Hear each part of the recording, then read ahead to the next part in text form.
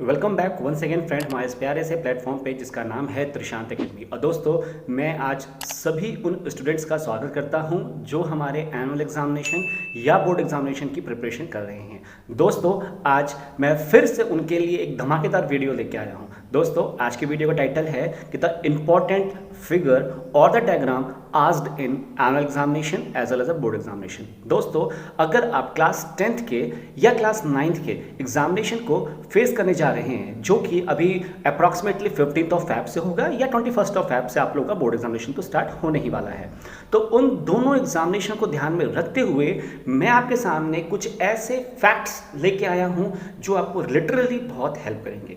दोस्तों, आज के इस वीडियो में मैं आपको बताने जा रहा हूं कि कौन कौन से ऐसे फिगर्स हैं जो कि बोर्ड एग्जामिनेशन में आइदर वो क्वेश्चन के फॉर्म में पूछे जाते हैं या वो डायरेक्ट ये पूछे जाते हैं कि बेटा ड्रॉ द सिस्टमैटिक डायग्राम और draw the well labelled diagram of the following figure. मतलब इस पर्टिकुलर डायग्राम को आप विथ लेबल करके बनाइए, है ना। इस तरीके से पूछेंगे या वो केस स्टडी या सोर्स बेस्ड स्टडीज के भी वो पूछे जाते हैं।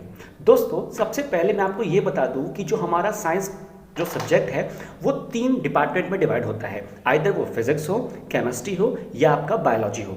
और हाँ, अगर मैं ड्राइंग की बात करूं, अगर मैं फिगर की बात करूं, तो सबसे फर्स्ट प्रायोरिटी पे आता है आपका बायोलॉजी, ठीक है। सेकंड पे आता है आपका फिजिक्स और लास्ट थर्ड नंबर पे आता है आपका केमिस्ट्री। मतलब नंबर ऑफ फिगर्स आपके बायोलॉजी सेशन में बहुत ज़्यादा होते हैं, देन आपका वो फिजिक्स में आता है, देन आपका वो आता है केमिस्ट्री में। तो अब अगर मैं क्लास 10th की बात करता हूं, तो class 10 that is a board का, इनमें बायोलॉजी में क्या क्या चीज़ें हैं जो डायग्राम की लिस्ट में सबसे प्रायोरिटी पे आती हैं। सबसे पहले दोस्तों, सबसे पहले हमारा आता है नेफ्रॉन।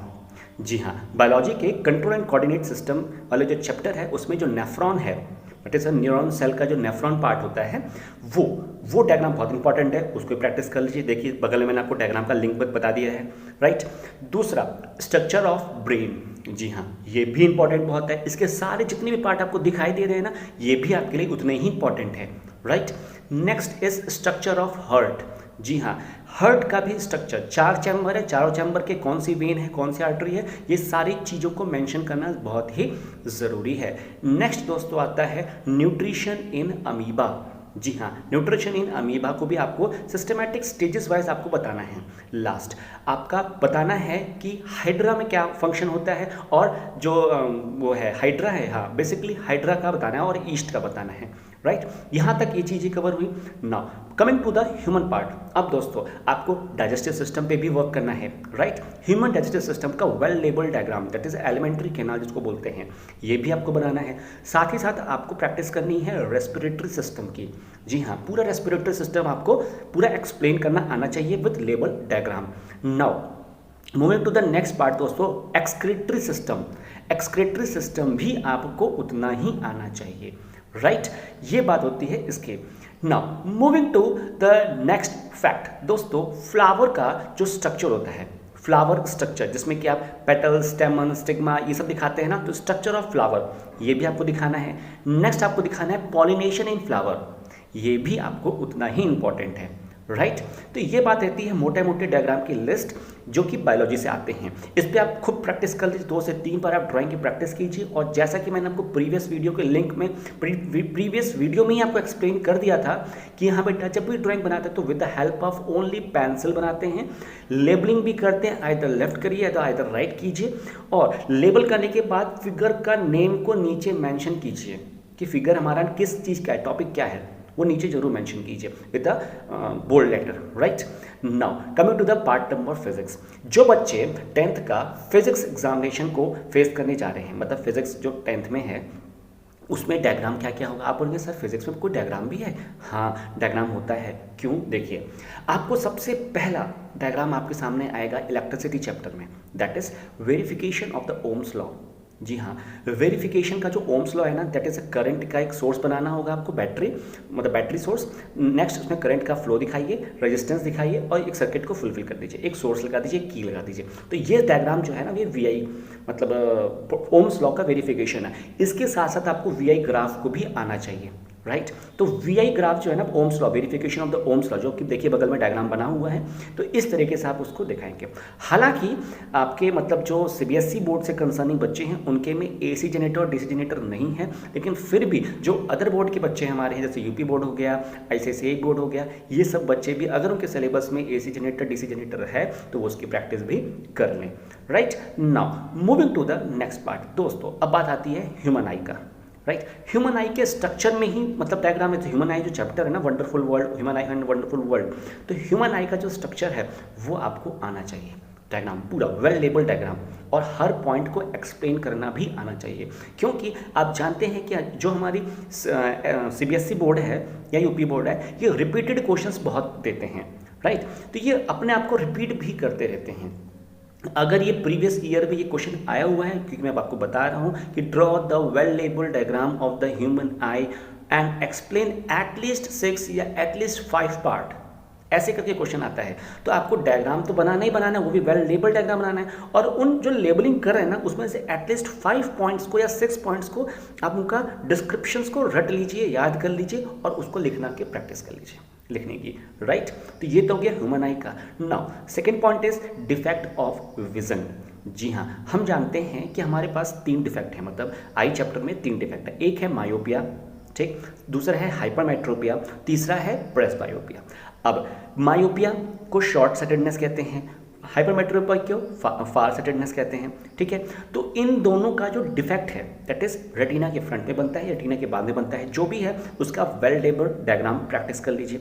नाउ इसके साथ ही साथ इसका जो करेक्शन पार्ट है दैट इज मायोपिक आई को ठीक करने के लिए हम कौन सा लेंस यूज़ करते हैं, कैसा डायग्राम बनता है, इसका देखिए बगल में मैंने ड्राइंग बना के आपको दिखाई है, मतलब पिक्चर पेस्ट किया हुआ है। तो ये डायग्राम आपको याद करना है, साथ साथ में हाइपरमेट्रोपिया का भी याद करना है। तो ये तो आपका मतलब ये है, अब प्रेसबायोपिया का भी करना है। राइट, ये चीज़ तो डिफेक्ट ऑफ विजन में आ गई। Now coming to the eyes ना, ये आई वाला पार्ट तो कवर हो गया। नाउ अब बात आती है मिरर की। जी हाँ, मिरर चैप्टर में मतलब आपका लाइट चैप्टर आता है, मतलब मिरर तो नहीं, लाइट बेसिकली है वो चैप्टर।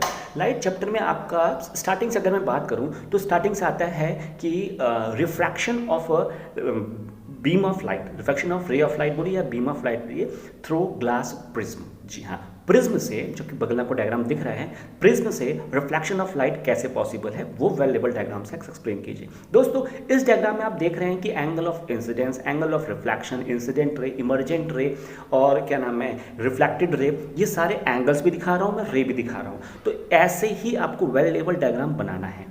राइट, नाउ दूसरा आता है reflection through reflection of light beam through a glass slab. Glass slab से भी आपको दिखाना है। राइट, ग्लास स्लैब में भी आप सेम चीज़ दिखाएंगे और ज़रूर मेंशन करेंगे लैटरल डिस्प्लेसमेंट, और लैटरल डिस्प्लेसमेंट की डेफिनेशन भी आपको याद करनी होगी, क्योंकि मे भी हो सकता है कि वो पूछ सकते हैं। ठीक है, now coming to the next diagram. दोस्तों ये अभी आपने देखा रिफ्लेक्शन, अब आप देखेंगे dispersion of white light into 7 colour, ये भी आपको याद करना है। विबग्योर जो आता है ना, वो उसके सीक्वेंस को आपको याद करना है कि ऊपर से स्टार्ट होता है कि नीचे से स्टार्ट होता है।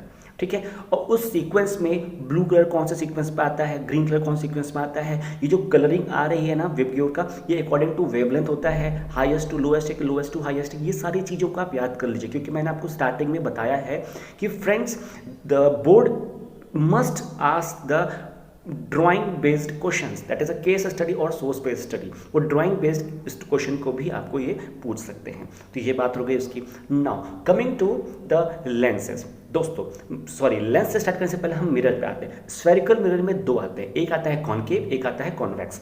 अब इन दोनों कॉनकेव और कॉन्वेक्स का 6 तो कॉनकेव लेंस, कॉनकेव मिरर के उसके हैं डायग्राम है कि ऑब्जेक्ट को बियॉन्ड सी रखेंगे कि एट द सी रखेंगे, या एक मिनट, हाँ एट द सी रखेंगे, कहाँ रखेंगे, वो सारी चीज़ों को आपको 6 के 6 स्ट्रक्चर जो है ना सीक्वेंस में, वो लर्न करना चाहिए।